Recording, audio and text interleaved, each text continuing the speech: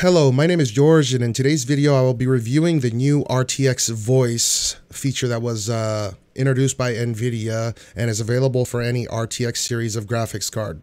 That means that any RTX 20 series graphics card will work with this piece of software, and I will put a link in the description below so you can go and download it and try it yourself. So first things first, as I mentioned, you will require an RTX series graphics card, and that's easy enough.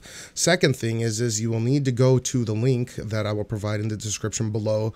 Go down to where it says setup guide and then download the app. Once you have downloaded the app, you click on it and then it'll go ahead and download the app for you. Save it and then you'll install it. And then once you install it, it just takes you through. It looks like any regular Nvidia graphics card update. You go through the installer, such and such, and then boom, it's done. So you'll get this very simple window, and it's really a simple piece of software to use.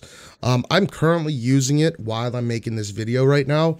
And yeah, I get that I have, my voice meter and stuff like that for my sound devices, and maybe a couple of different things that you may not be familiar with. But basically, it makes a new sound device in your playback tab in Windows, and I believe it is just called RTX Voice. Okay.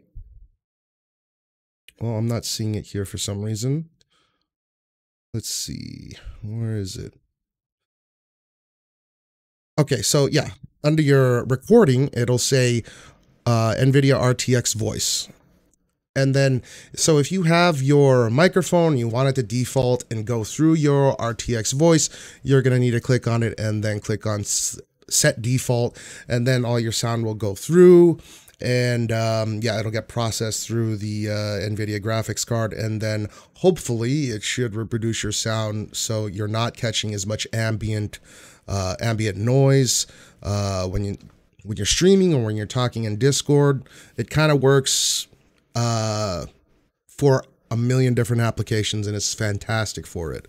So yeah, I think that's pretty much it. So anyways, once you download, you open the piece of software and your sound devices is set as Nvidia RTX Voice.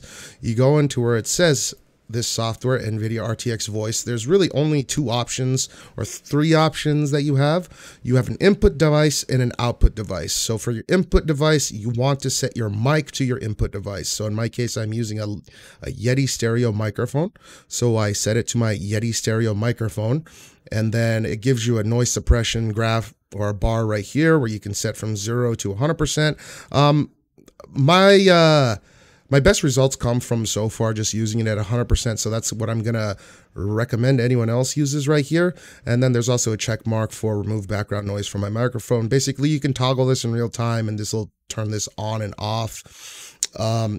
Another thing you can do is and this is what primarily people will use. So people will want to leverage the RTX feature about this RTX Voice, and they will want to have their mic sound better for Discord or for streaming, and then this is what you will toggle right here for the input device.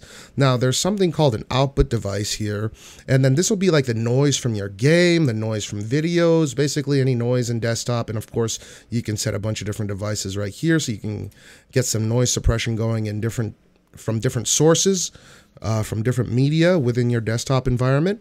And then you'll be able to change the noise suppression on and off through this remove background noise from incoming audio. So you can put a check mark in there if you want to, or take it off if you don't want to. And I just have this off because I want the full range of noises that comes from my games and such. So yeah, I don't even really screw with this.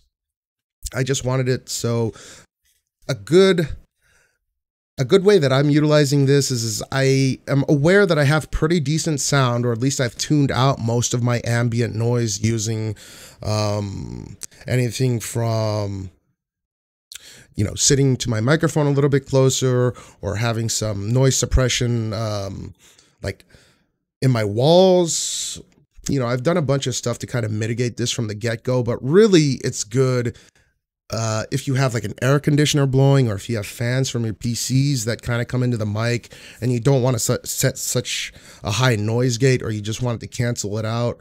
And really it does wonders right there. So it'll just cancel pretty much, in my case, basically all of my ambient noise, but I do have a squeaky chair, so you can kind of tell the difference right now. Go ahead and turn it off, and then you can hear it that way. Well, I gotta set the noise, get it a bit lower so you can hear my chair. So you can hear the chair with it off, okay? Like quite a bit you can hear with it off. And then I'll go ahead and remove background noise from my microphone. And then it'll take a couple of seconds, and then it'll be enabled. And then I can try rocking my chair again, and then the noise would really not come through as much. So I'm trying to really rock the chair there, and like not a lot. Maybe this noise changes differently, but it's definitely not as much as what was coming through when it was off. So I basically use it for that because I have squeaky chair. There's really no other reason for me to have it except to kind of, maybe when I'm like breathing heavily into my mic or something, it cancels out a lot of that. Or, you know, my fans will ramp up and then that'll come into the mic, and then I can cancel that. Or I don't have to cancel that. The software will cancel it for me automatically, or the hardware will cancel that for me automatically. So it's been fantastic, and I'll try using this for the first time on my stream today to see how it works. If you do want to hear me, if you do want to hear my stream using this in real time today, I will be streaming. I stream every day. I stream on Cash Me Out 2 on Mixer every day. So if you want to come and talk to me about this, I'd be happy to talk to you about it, and you can see how it works. And I can explain it more into depth, you know, how you might want to introduce this as a source into OBS Studio. Just one quick note is if you do install this, you need to make sure to go into your Discord to properly utilize it in Discord. You need to go to voice and video, and then you need to properly set Nvidia RTX Voice so your voice comes through your Discord, and that's going to go the same for OBS as well, so you get all the benefits of this properly. But again, I can go into depth, more into depth with this. If you come on my stream and you want me to kind of help you on an individual basis, I help a lot of people, up and coming streamers that want to toggle these settings and try to get a better, try to get some better content, or try to get some better content to deliver to every one of their viewers. So yeah, that's pretty much it for this. Sorry, I really just woke up and my brain's really not turned on yet. I really wanted to make this YouTube video. I'll go more into depth maybe in the future. I'll make another YouTube video. Maybe there's more complicated steps or processes I can do to maybe get more out of this software, but I honestly don't know yet. It really just came out, so this is kind of my first shot at it.